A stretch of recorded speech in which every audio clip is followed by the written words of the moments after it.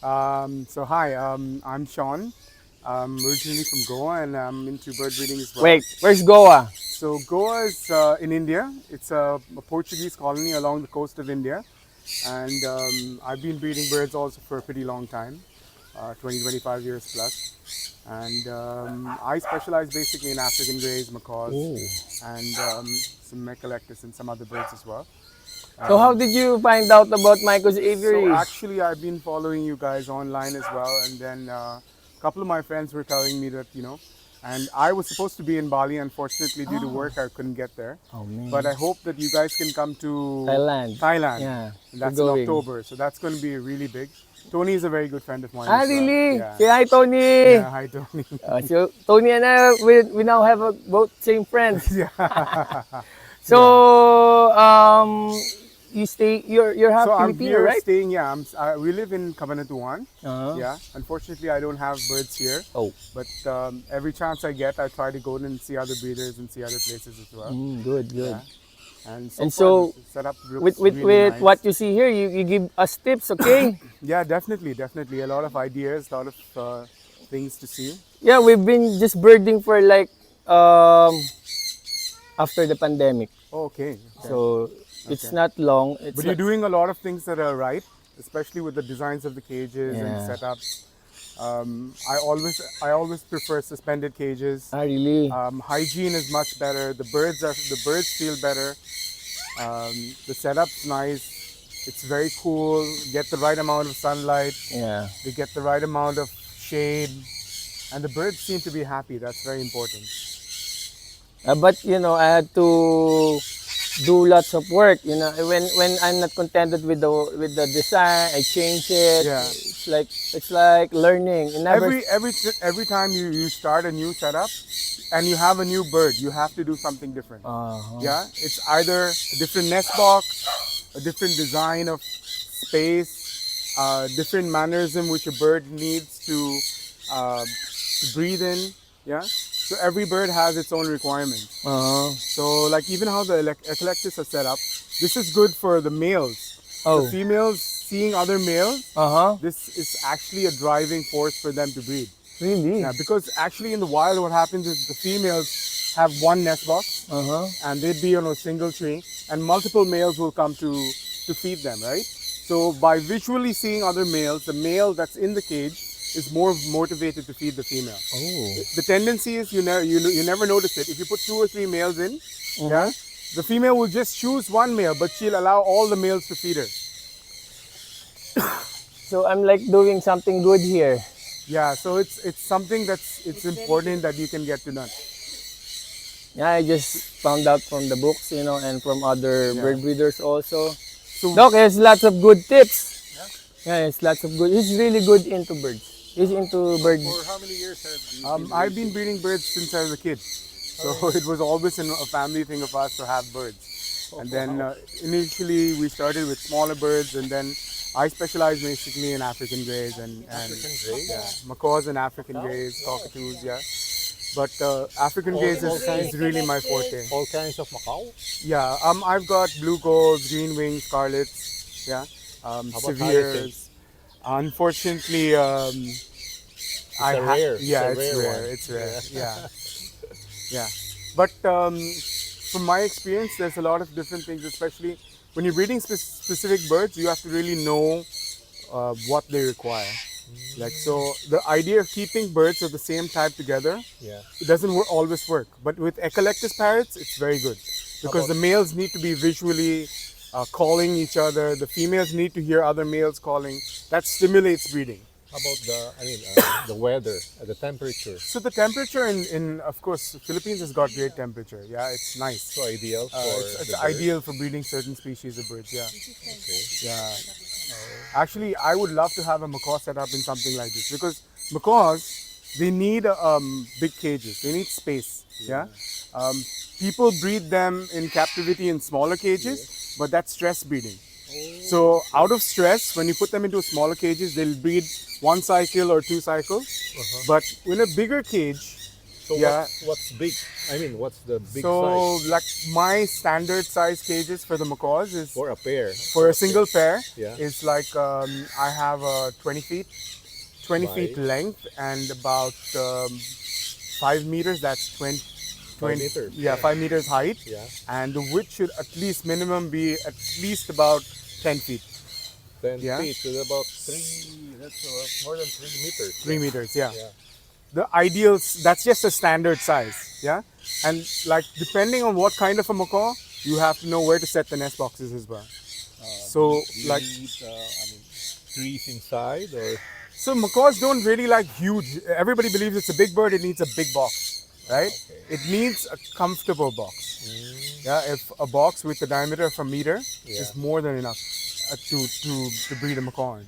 Yeah, as long as the bird's comfortable, the bird should be comfortable with the nest You know why I keep asking about Macaw? Because he has one. box. Okay, He's planning to just get a one. pair. Just the blue and the gold. blue and gold. Blue and Blue and gold are actually one of the best. Just the, Yeah. just the entry level. Yeah.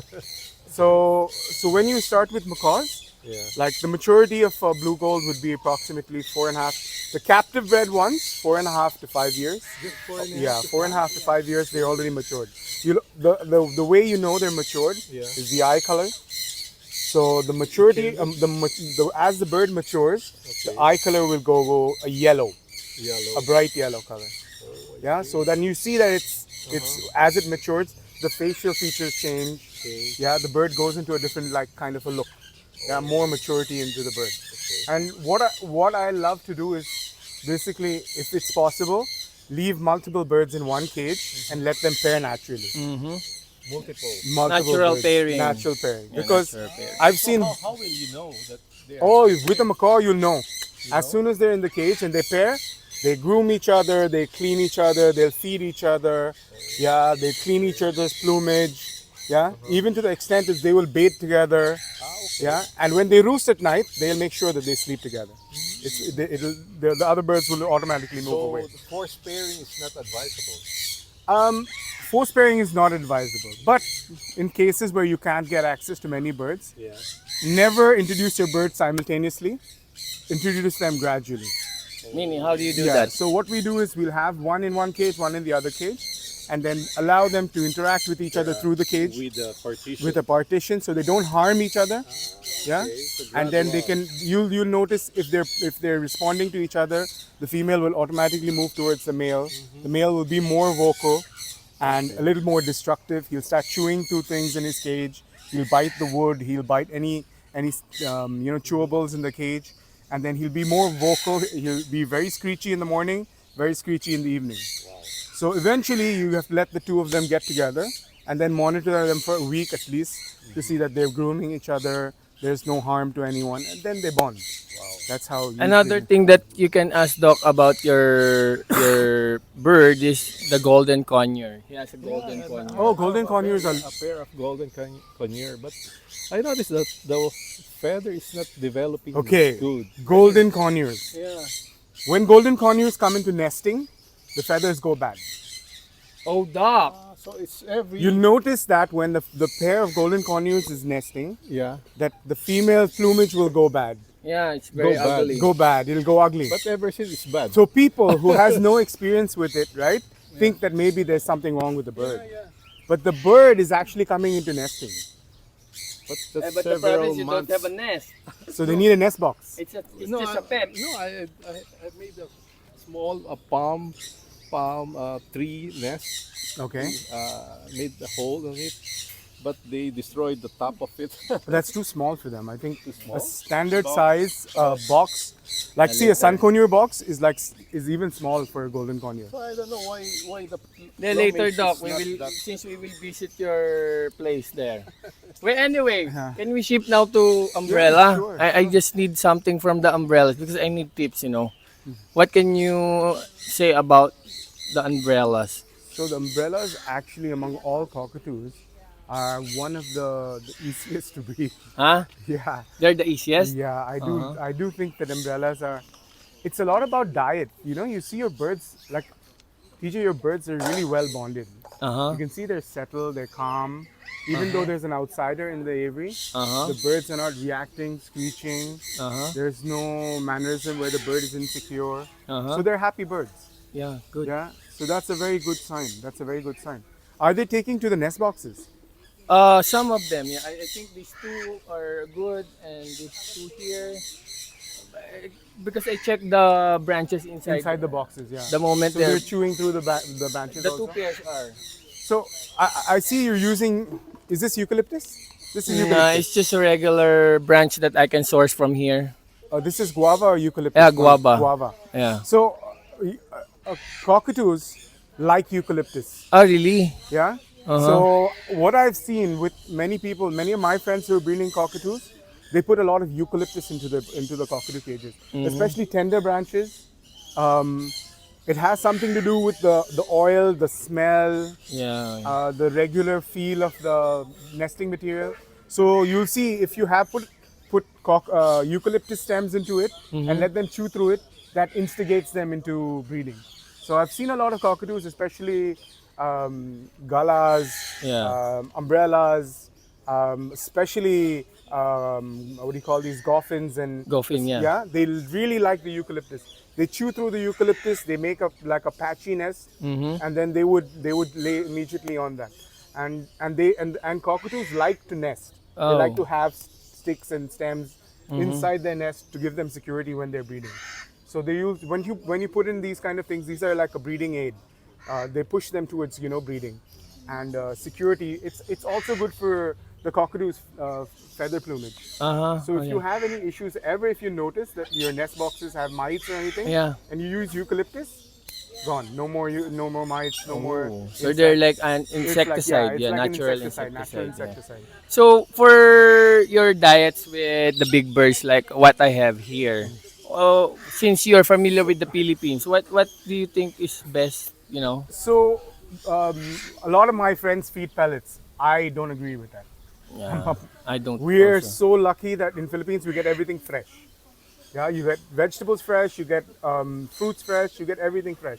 So birds like cockatoos and stuff, like I'm sure you're feeding them some kind of a millet diet, right? Yeah. Yeah. So if they're coming to breeding season, you introduce a little bit of sunflower, very little bit of sunflower, like just 20% for the fat content, right? So what I do is I put in a millet and sunflower, and I keep the fresh diet. So for me, twice a week I feed my bird sprouts. Yeah. This how the sprouts work is we have a sprout mix which is mung beans, chickpeas. Mung beans is mungo, right? Mongo, right? Yeah, what we call mongo here, right? Mung beans, chickpeas, horse gram. It's 6-7 different sprouts that go in. Green Can we peas. just use the pigeon flyer mix? Actually, you can use the pigeon fire mix. So what I do is I soak it in water. So For how we have- long? We soak it in water like for about 12 hours. Okay. So it's soaked in water. So I Then- soak at night. So you can soak it in the night and drain the water in the morning, Uh-huh. and then we put it into a strainer, Okay. like a Yeah, seed strainer, yeah, and put water in a container underneath and just cover it. And we use it on the third day.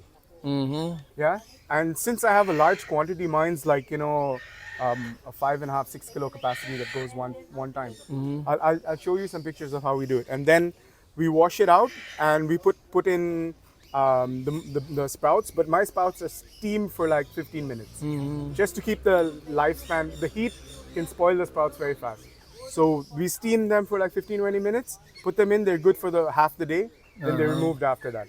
Yeah. Then our noontime meal is usually some kind of fruits, and like what I do is whatever fruits are in season. So I got a mango orchard now, so we give them a lot of raw mangoes. The mangoes are harvested. Yeah. We cut semi-ripe raw mangoes is what we give. The fallen down fruit. Yeah. That's what we cut and we give to them. Yeah.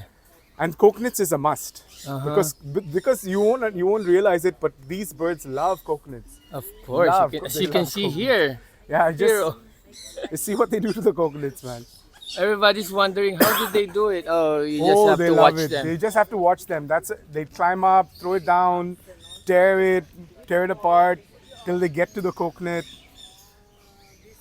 Hey, maybe we could organize a small seminar here where you can give tips to Sure, definitely. Filipino, Why not? yeah. Definitely. So Yeah. that we're like so new with the big birds here in the Philippines, and we See, need the big birds, everything is around the diet. Uh-huh. Feeding them is very important. You need to feed them a lot of fresh fruit. So we have a chop. What I do regularly, like 4 times a week, is a chop, which I have carrots, turnips, pumpkin, beetroot. What else do we put inside? We got the greens is green chilies, drumsticks, murungai, Malunggay. yeah, and then we got what else we got? Okay, I'll just list it down, whatever the stuff we put They in. will be back here, Yeah, yeah. promise. And then we make a mix of it. Yeah, we steam that. We put corn also inside it. We steam that, and that goes on 4 times a week. We feed them that on alternate days. So that's how we cover the meal schedule of the birds. So everything is fresh. We avoid, as far as possible, I avoid feeding them pellet feed, except for certain birds that I feel that nutrition is required in a certain extent. We do give them. Oh, is the pellet specialized for the parrots So or there just? is a specialized, like a high fat content Yeah, pellet. but it will be too expensive It's to get expensive. here from the Philippines. Yeah, so what I use is Citicus, but I don't think it's available here in No, Philippines. no, no, also. we don't. We have to import, is It it? has to And be then it imported, will be yeah. very It's expensive. expensive, yeah. And the thing with that, it's great for birds during the breeding season, but the off breeding, you don't feed them any pellets. You avoid pellets totally. And since you get a lot of fresh stuff, it's always best. Yeah. Guava, Guava is a season yeah, now. papaya, guava. I have These my are own just- plant. Yeah, that's the secret. Even me, I plant so many papaya trees. It's only for the birds. I think the reason why we have so much followers is that they're so amazed that everything is inside here in the backyard. Yeah, I know. It's so well done. It's really nicely done. Because I'm a farmer first. I really don't like birds. It's Myko. Oh, really? It's Myko. You have to meet Myko. Oh, wow. Well, this No, is it once for you now. start- Wait. I have to cut this because I'm in low bat. This is it for now, and we will make another segment of this for sure. On the other side, I'll just get my phone. Okay, cool. Nice talking to everyone.